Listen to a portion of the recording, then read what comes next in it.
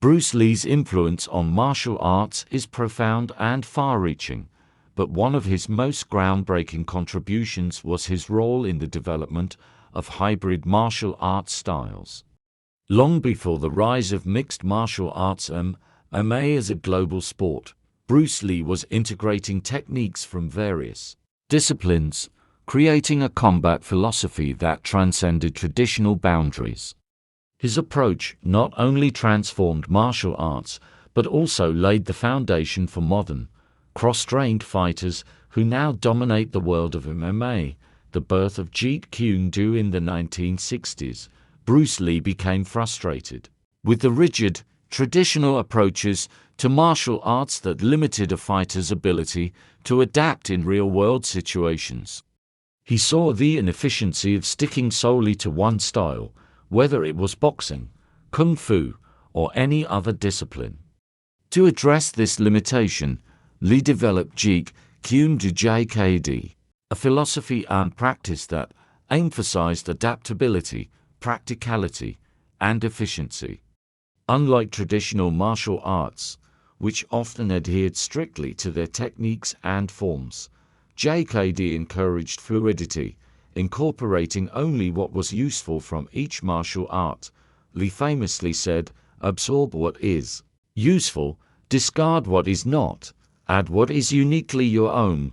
This philosophy allowed practitioners to cherry-pick techniques from various disciplines and form their own hybrid system of fighting, focused on what worked in real-life combat situations. Breaking down traditional barriers. Before Bruce Lee, martial arts practitioners often stayed within the confines of a single discipline. If you trained in karate, you stuck with karate. If you practiced judo, that was your sole focus. Lee's vision shattered these limitations. He was one of the first to recognize that no one martial art could dominate all situations, and that the ability to seamlessly blend techniques from various systems was essential to becoming a well-rounded fighter.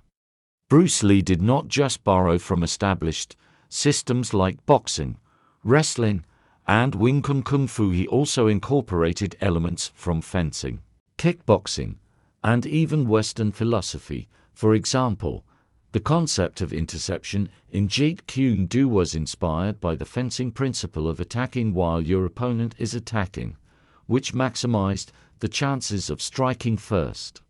His approach to hand speed and footwork borrowed heavily from boxing, while his emphasis on fast, powerful strikes and fluid movement mirrored techniques from Kung Fu, creating the blueprint for MMA.